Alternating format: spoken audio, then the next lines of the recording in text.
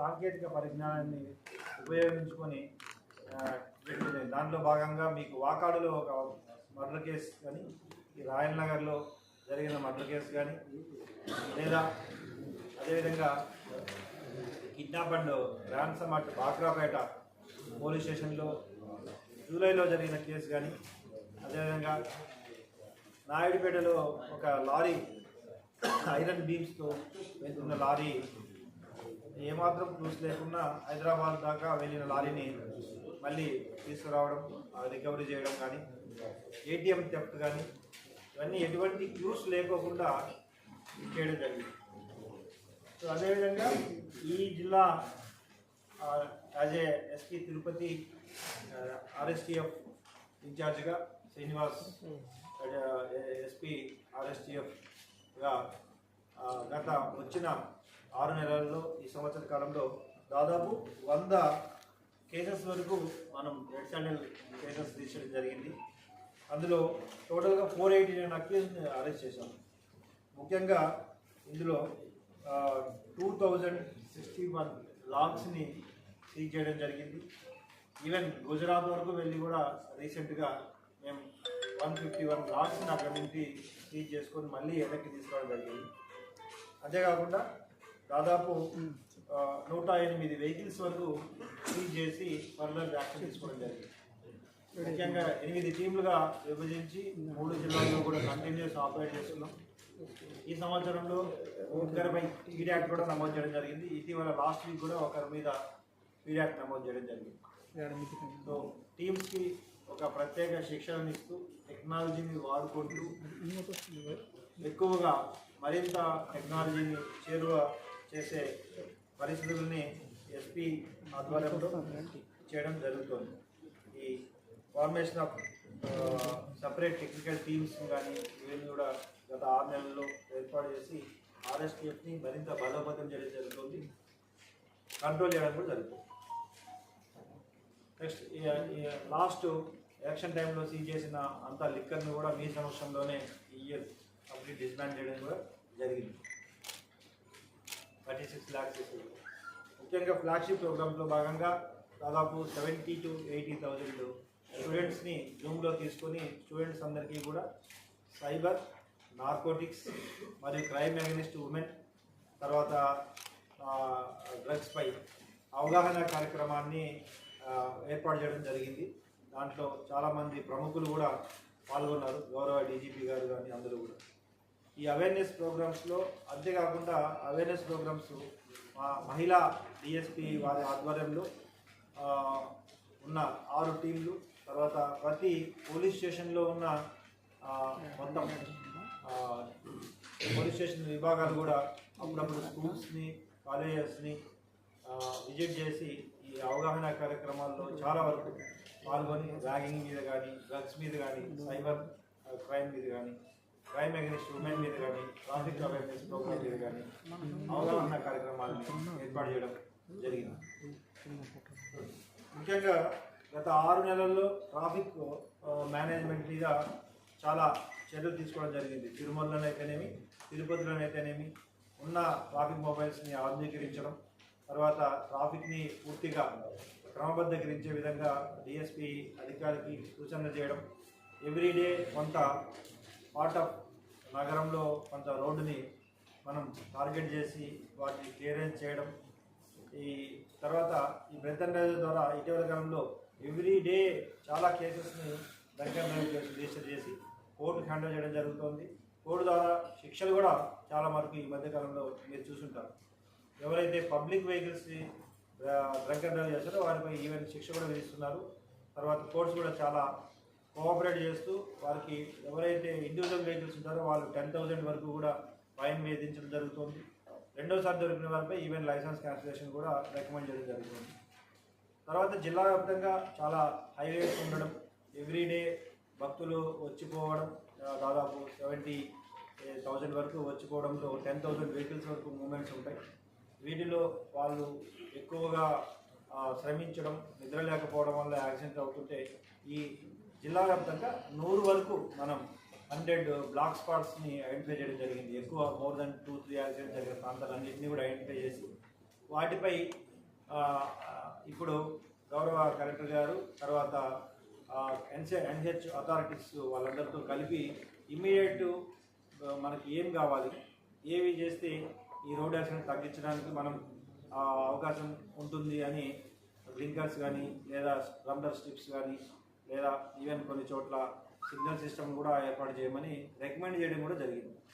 తొందరలో ఆ అన్నిటిపై కూడా చర్య తీసుకోవడం కూడా స్టార్ట్ అవుతుంది. వితిన్ 1 monthలో ఈ టెంపరీ మెజర్స్ కింద బ్లాక్ స్పాట్స్ 100 బ్లాక్ స్పాట్స్ జిల్లాలో ఉన్న బ్లాక్ స్పాట్స్లో చర్యలు తీసుకోవడం కూడా జరుగుతుంది.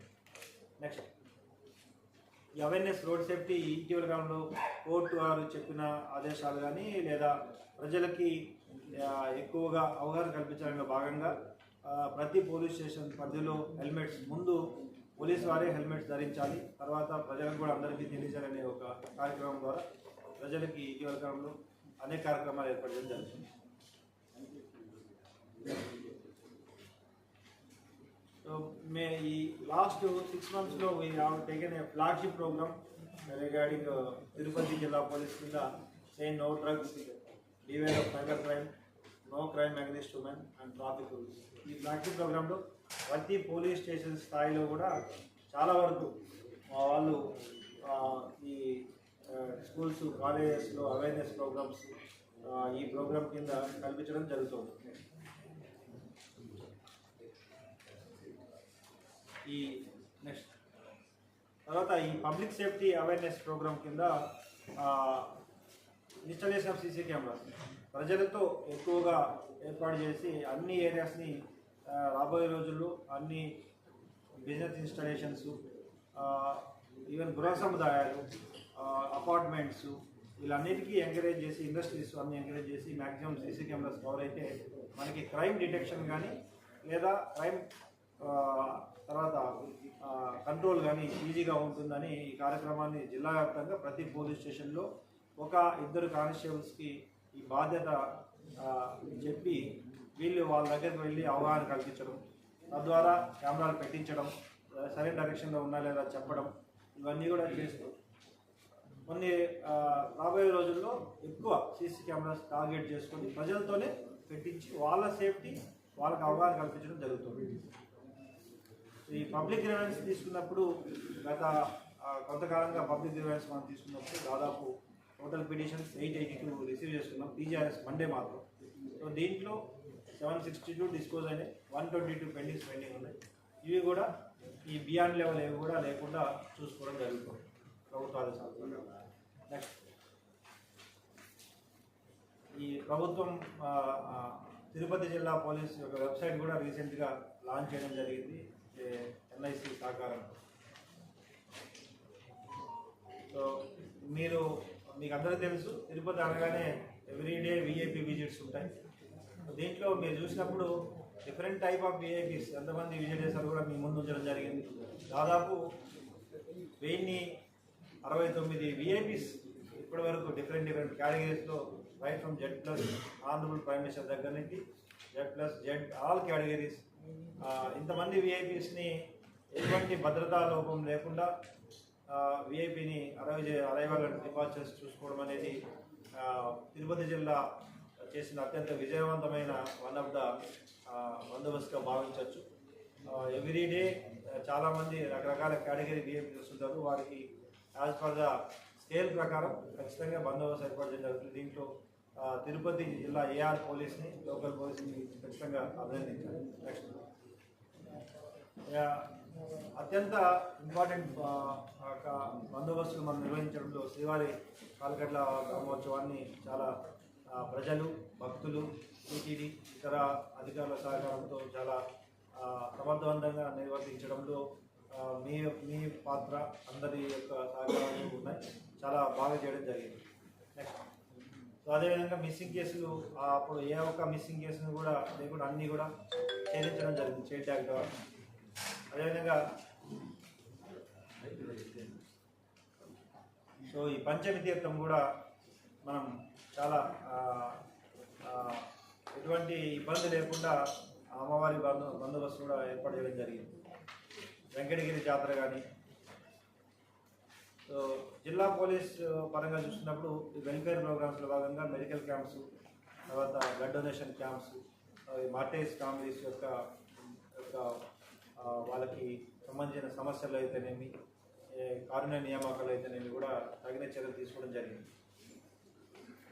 సో ఓవరాల్గా ఈ సంవత్సరం గత 6 నెలలుగా తిరుపతి జిల్లా పోలీస్ క్రైమ్ కంట్రోల్ అయితేనేమి, ప్రజల సమస్యలపై స్పందించడం అయితేనేమి, లేదా విఐపి తర్వాత ప్రజలకి ఎటువంటి అసౌకర్యం కలగకుండా తిరుమల తిరుపతి వచ్చే విఐపీస్ అటు సెక్యూరిటీని జాగ్రత్తగా చూసుకుంటూ భక్తులకు ఎటువంటి ఇబ్బంది కలిగించకుండా చేయడంలో ఖచ్చితంగా ముందుకు వెళ్ళడం జరిగింది.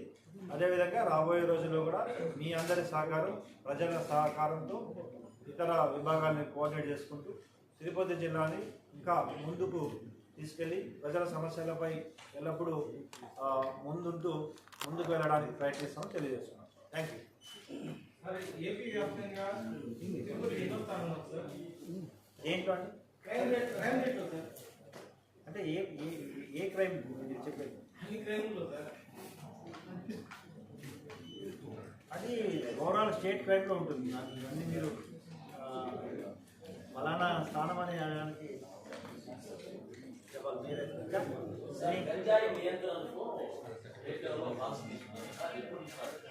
అది ఆల్రెడీ స్టార్ట్ అయింది కదా, లీగల్ ఫోర్స్ అనేది ఒకటి స్టార్ట్ అయింది. దీంట్లో భాగంగా ప్రతి జిల్లాలో ఒక ganja police NDPS narcotic police station కానీ నార్కోటిక్ విభాగాన్ని కానీ తొందరలో ఏర్పాటు చేయడం జరుగుతుంది. రాష్ట్ర ప్రభుత్వం ఆల్రెడీ ఆదేశాలు ఇచ్చింది. దాంట్లో భాగంగా అటు రాష్ట్రంలో ఒక నోడల్ ఏజెన్సీ ద్వారా జిల్లాలో జరుగుతున్న ఎన్డీపీఎస్ని నియంత్రించడానికి ఇటు జిల్లా అటు స్టేట్ రెండు కోఆర్డినేట్ చేసుకుంటూ మొత్తం ఓవరాల్గా దేశంలో కూడా మిగతా ఏజెన్సీస్తో, ఎందుకంటే వీళ్ళు మన రాష్ట్రంలో మాత్రమే ఇన్వాల్వ్ అవ్వట్లేదు. చాలామందిని మనం తిరుపతిలో ఈ మధ్యకాలంలో అరెస్ట్ చేసిన చాలామంది 60 to 70%, ఈవెన్ 80% ఆఫ్ ద ముద్దాయిలు అందరూ కూడా బయట రాష్ట్రానికి సంబంధించిన వారు తప్ప మన జిల్లాకు సంబంధించిన వారు కాదు. వీళ్ళందరూ కూడా ఉటాయము, లేదంటే కేరళ, అటు కర్ణాటక, ఇటు తమిళనాడు, ఈ జిల్లాలకు సంబంధించిన వాళ్ళందరూ కూడా ఇక్కడ పట్టుబడడం జరుగుతుంది. సో ఆ విధంగా దేశవ్యాప్తంగా కూడా మిగతా రాష్ట్రాలతో కోఆర్డినేట్ చేసుకొని ఒక ప్రణాళికాబద్ధమైన చర్యలు తీసుకోవడం జరుగుతుంది. సార్, అంటే గంజా విషయంలో అప్పుడుగా మారిపోతుంది. ఐ మీన్ కర్ణాటక తమిళనాడు కానీ ఇక్కడి నుంచి డిస్పోజ్ అవుతా ఉన్నారు. ఏజెన్సీ అక్కడి నుంచి ఎందుకు వస్తుంది మూలాలను చేయించే ప్రయత్నం చేస్తున్నారు. ఇది ఇప్పుడు రాష్ట్రం కూడా ప్రభుత్వాలు ఆదేశాలు జారీ చేసింది. ఎక్కువగా ఇక్కడ వీళ్ళు ఇక్కడ కన్జంప్షన్ కోసం తీసుకురావట్లేదు. ఇక్కడ దిగితే భక్తుల్లో కలిసిపోవచ్చు, ఇక్కడ నుండి ఈజీగా ఎస్కేప్ అవ్వచ్చు అనే ఒక రీజన్తో ట్రైన్ని తర్వాత బసెస్ని వీళ్ళు టార్గెట్ తీసుకొని వస్తున్నారు. వాటిని కంట్రోల్ చేయడంలో మ్యాక్సిమం ఇటీవల కాలంలో ఈ గాంజా టాస్క్ ఫోర్స్ కంటిన్యూగా రైల్వే స్టేషన్స్, బస్ స్టాండ్స్ మీద వాచ్ పెట్టడము, టెక్నికల్ ఎవిడెన్సెస్ తీసుకోవడం ద్వారా చాలా వరకు కట్టడి చేయడం జరుగుతుంది. సార్, ఇళ్ళ మధ్యలో హోమ్ స్టేలు ఎక్కువ వస్తున్నాయి. హోమ్ స్టేలు ఉండొద్దని చెప్పలేము, బట్ హోమ్ స్టేల మీద కూడా ఇటీవల కాలంలో ఈవెన్ మా వీక్లీ ప్రోగ్రాంలో హోమ్ స్టేల మీద కూడా నిఘా ఉంచడము, హోమ్ స్టేల డీటెయిల్స్ తీసుకోవడము, వాటిని ఎవరు ఆర్గనైజ్ చేస్తున్నారు, ఈవెన్ ఇప్పుడు ఇందాక మీకు చెప్పినట్టుగా సీసీ కెమెరాస్ కూడా ప్రతి హోమ్ స్టేకి ఉండాలా. బయట లోపల వెళ్ళే వాళ్ళు ఎవరు, వచ్చే వాళ్ళు ఎవరు, తర్వాత సుమారు ఆ హోమ్ స్టే నుండి అటు 100 మీటర్లు ఇటు 100 మీటర్లు కవర్ అయ్యే విధంగా సీసీ కెమెరాస్ ఉంచాలని చెప్పి కూడా మేము ఆదేశాలు ఇవ్వడం జరిగింది.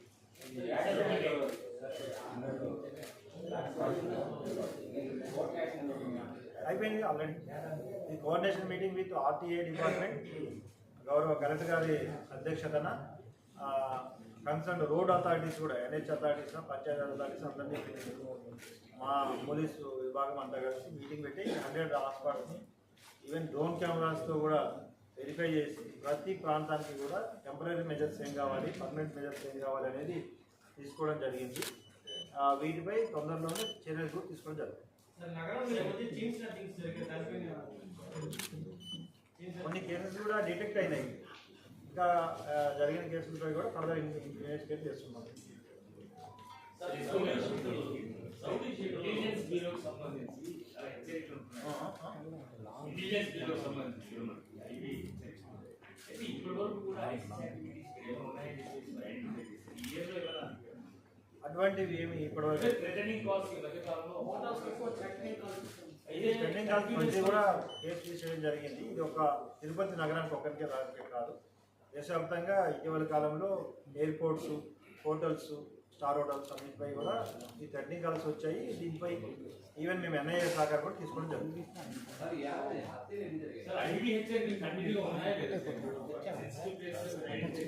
అటువంటి మరీ ఇబ్బందికరమైన ఐదు హెచ్చరికలు తిరుపతికి ఏమి లేవు. సాధారణ హెచ్చరికల్లో భాగంగా మేము చర్యలు తీసుకోవడం జరుగుతుంది.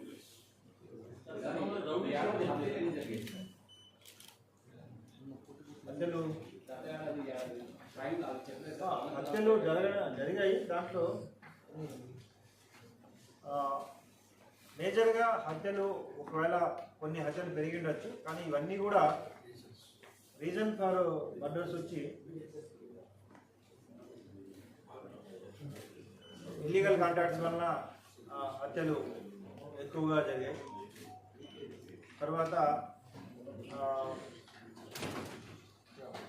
ఫ్యామిలీ డిస్ప్యూట్స్, ఎస్పెషల్లీ ఫ్యామిలీ డిస్ప్యూట్స్లో భాగంగా భార్యని భర్త చంపడం ఇలాంటివి దాదాపు ఎక్కువగా ఉన్నాయి. Major ratio of the murders analyse చేసినప్పుడు భార్యాభర్తల మధ్య గొడవల్లో ఎక్కువ మర్డర్స్ ఉన్నాయి.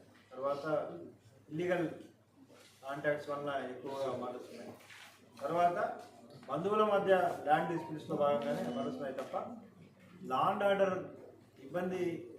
ఫెయిల్యూర్ వలన వచ్చిన మర్డర్స్ ఎక్కడ కూడా నమోదవుతుంది.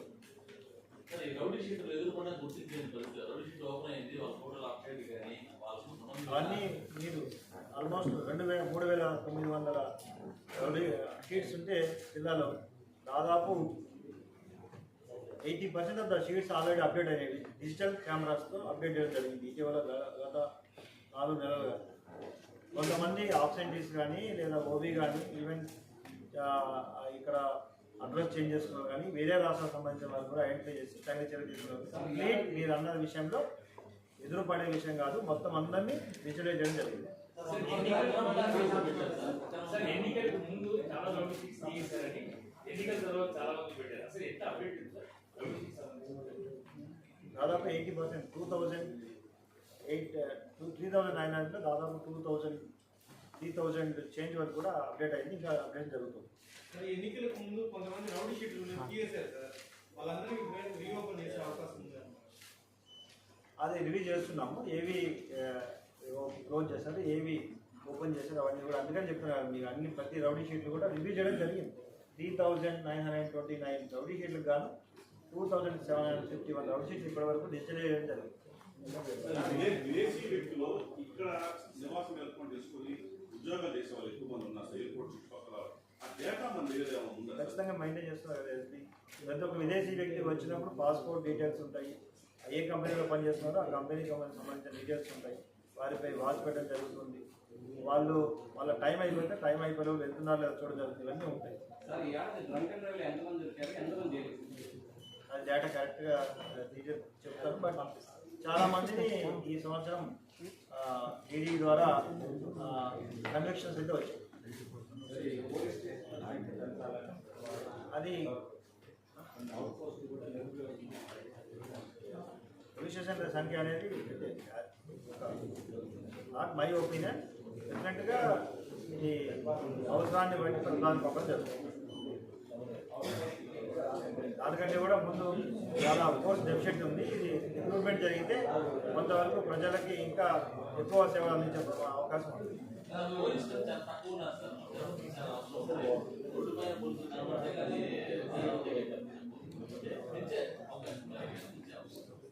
రిక్రూట్మెంట్ అయితేనే ఇప్పుడు తొందరలో రిక్రూట్మెంట్ స్టార్ట్ అవుతుంది కదా, ట్రైనింగ్ స్టార్ట్ అయ్యి ఇప్పుడు ఈ రోజు నుండినే బహుశా సెలక్షన్ ప్రాసెస్ స్టార్ట్ అయింది. రాబోయే రోజుల్లో ఎక్కువ రిక్రూట్ అయితే ప్రజలకి సేవ చేయడానికి మాకు కూడా అవకాశం ఉంది.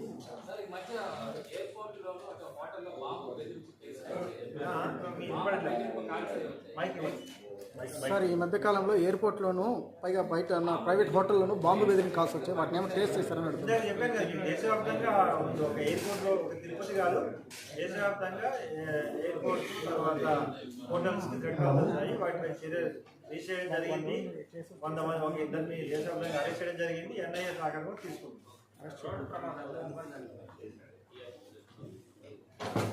తిరుపతిలోని ప్రధాన కోడల్లో సబ్ కంట్రోల్ రూమ్ ఉన్నాయి సార్, ఇంతకు ముందు గతంలో అవి నిరుపయోగంగా ఉన్నాయి సార్. అవి చూస్తాం, వాటిపై ఫర్దర్ ఇంకా వెరిఫై చేసి ఉపయోగకరమైన అవసరం అనిపిస్తే ఉపయోగిస్తాం. Sir, as far as Red Sandal is concerned, apart from booming operations, మనం kingpins and investigation point of view లో kingpins దాకా వెళ్ళడం కేసెస్ ఉన్నాయా సార్? బ్రేక్ త్రూ కేసెస్ ఇప్పటి వరకు ఇప్పుడు ఇటీవల కాలంలో గుజరాత్ దగ్గర నుంచి మేము తీసుకొచ్చాం కదా. ఇందులో ఇప్పుడు మనకు ఫోర్త్ సైడ్ అంటే రెవెన్యూ ఇంటెలిజెన్స్ నుంచి కూడా మనకి రెగ్యులర్ ఇన్పుట్స్ ఉన్నాయా సార్? రెవెన్యూ ఇంటెలిజెన్స్ నుంచి రెగ్యులర్ ఇన్పుట్స్ ఏమైనా ఉన్నాయా సార్ ఈ స్మగ్లింగ్ సంబంధించి స్పోర్ట్స్ లో? కొన్ని ఇన్ఫర్మేషన్లు వస్తుంటాయి, దాన్ని బట్టి ఫర్దర్ యాక్షన్ తీసుకోవడం జరుగుతుంది. సార్ ఈ ఏడాదిలో మహిళలు ఎంతమంది మిస్సింగ్ అయినా ఎంతమంది డీటెయిల్ ఇస్తాం కావాలి. చాలా మటుకు మిస్సింగ్ కేసెస్లో మిస్సింగ్ గర్ల్స్ కానీ మిస్సింగ్ ఉమెన్ కానీ విషయంలో చాలా ఇమీడియట్గా కేసు తీసేయడం జరుగుతుంది. ఎక్కువగా ఎలోప్మెంట్స్ అంటే ప్రేమ ఇష్యూలోనే ఎక్కువగా వెళ్ళిపోతుంటారు. ఇమీడియట్గా మళ్ళీ కేసు అవ్వడం కూడా జరుగుతుంది. రేటింగ్ ఎంత ఉంది సార్? 95 మోర్ దెన్ 90%, 98% ఉంది మహిళలు అమ్మాయిలు కేసు. సార్ ఈ డేటా విషయంలో మాకు కొంచెం ఇబ్బంది ఉంది సార్. మన ఆఫీస్ స్టేషన్ ఆఫీసర్లు చెప్పడం లేదు, ఎంత సాధారణ గారు అంటారు, డీసీఆర్ గారు అంటారు, కట్టిన కేసులు కూడా వివరాలు చెప్పండి. అంటే మీరు ఒక పొజిషన్ డేటా అడిగితే ఏమైతుంది, ఒకరు ఒకటి ఇస్తారు, మళ్ళీ అది ఒక్కొక్క రకంగా ఉంటుంది. DCRB is taken care of data, కాబట్టి ఎవరుంటే చెప్పండి. అది ఇప్పుడు రౌడీ షీట్లు పడుతున్నాను సార్, వీటన్నిటికీ క్లియర్ ఒక ప్రశ్న ఇస్తారు, దాని మీద స్టాటిస్టిక్స్ వివరాలు కూడా ఇస్తాం పంపిస్తాం.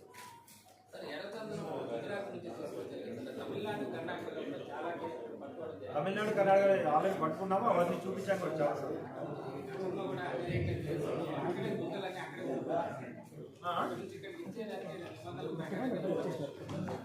ఏం లేదు, ఇబ్బంది అని తెస్తున్నాం కదా. చాలా తమిళనాడు నుంచి చాలా వరకు అక్కడికి తీసుకొచ్చి కూడా సీజ్ చేయడం జరిగింది. ఏం లేవు కదా, తెచ్చాం కదా, గుజరాత్ నుంచి తెచ్చాం, తమిళనాడు కూడా తెచ్చాం కదా. దొంగతనాల కేసుల్లో ఎంత లాస్ అయింది, ఎంత రికవరీ? డేటా ఇస్తాం.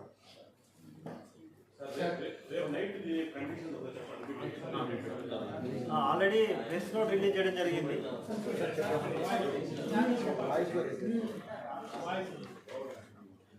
ఆల్రెడీ ప్రెస్ నోట్ రిలీజ్ చేయడం జరిగింది. అందరూ కూడా నూతన సంవత్సర వేడుకల్ని సంతోషకరమైన భద్రంగా చేసుకోవాలి తప్ప అవి శృతి మించి ఇతర ప్రజలకు లేదా వారి ప్రాణాలకు ప్రమాదం తెచ్చుకునే విధంగా ఉండకూడదు. తిరుపతి ఒక ఆధ్యాత్మిక నగరం కాబట్టి ముందే అందరికీ కూడా ఆ విధి విధానాలని తెలియజేయడం జరిగింది. ముఖ్యంగా ఎవరైతే పర్మిషన్ లేకుండా ఇండివిజువల్గా కాకుండా గ్రూప్ పరంగా లేదా వాణిజ్య పరంగా చేస్తున్నారో వాళ్ళు ఖచ్చితంగా పర్మిషన్ తీసుకోవాలి. డీజేస్ అనేటివి 80% కూడా ఎవరికి అలో లేదు. సో ఒకవేళ డీజే వాడితే మాత్రం క్రిమినల్ కేసులు రిజిస్టర్ జరుగుతుంది. సో అదేవిధంగా 31st నైట్ అంటే ఈ ఫ్లైఓవర్స్ అవన్నీ కూడా 11 తర్వాత మూసివేయడం జరుగుతుంది. తర్వాత అక్కడ రోడ్డు మీదకి డ్రంక్ అండ్ డ్రైవ్ పొజిషన్లో ట్రిపుల్ రైడింగ్లు ఇవన్నీ వస్తే మాత్రం తప్పకుండా వెహికల్ చెకింగ్స్ వివిధ చాలా ప్లేసెస్లో ఆర్గనైజ్ చేస్తూ ఎవరైతే డ్రంక్ అండ్ డ్రైవ్లో పట్టుబడతారో వారిపై కూడా ఖచ్చితంగా రిమాండ్ చేసే వరకు తీసుకెళ్తాం. సో అదేవిధంగా ప్రజలు అంటే ఇవన్నీ కూడా కండిషన్స్ వారి భద్రత కోసమే చేస్తున్నాం. ఖచ్చితంగా ఇవి అర్థం చేసుకోవాలి. ఎవరైనా ఒకవేళ వాళ్ళ ఫంక్షన్స్ అలాంటివి పెట్టుకుంటే పర్మిషన్ అంటే ఇండివిజువల్ పర్మిషన్స్ అక్కర్లేదు, బట్ ఏదైనా వాణిజ్యపరంగా చేసినప్పుడు ఖచ్చితంగా కన్సర్న్ డిఎస్పీకి అప్లై చేసి తీసుకోవాలి. అశ్లీల నృత్యాలు ఇలాంటివి కూడా ఎట్టి బస్సులో కూడా అనుమతించడం జరగదు. అవాయిడ్ చేసే తగిన చర్య తీసుకోవడం జరుగుతుంది.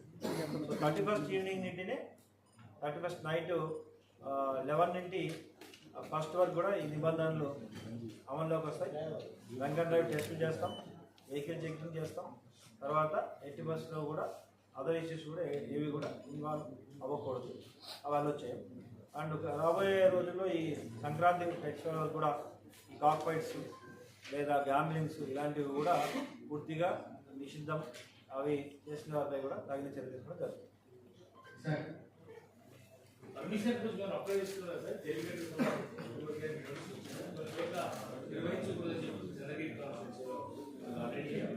ఇప్పటివరకైతే ఎవరు పర్మిషన్ ఇవ్వలేదు, నిర్వహించకూడదు. జిల్లాలో ప్రపంచానికి తెలుగు వాళ్ళు ఉన్నారు సార్. మన తెలంగాణ నుంచి శ్రీనివాస్ యాదవ్ ఇది మళ్ళీ మాట్లాడడం. ఓకే, ఈ అందరూ ప్రెసిడెంట్ పరంగా అయిపోయింది కదా? అది టీడీని అడగాల. సార్, జిల్లాలో ఇప్పటివరకు జరిగిన రోడ్ యాక్సిడెంట్ ఎంతమంది డేటా కావాలంటే ఇస్తాం, సాయంత్రం ఇస్తాం డేటా. ఓకే, అందరూ please join lunch. Thank you.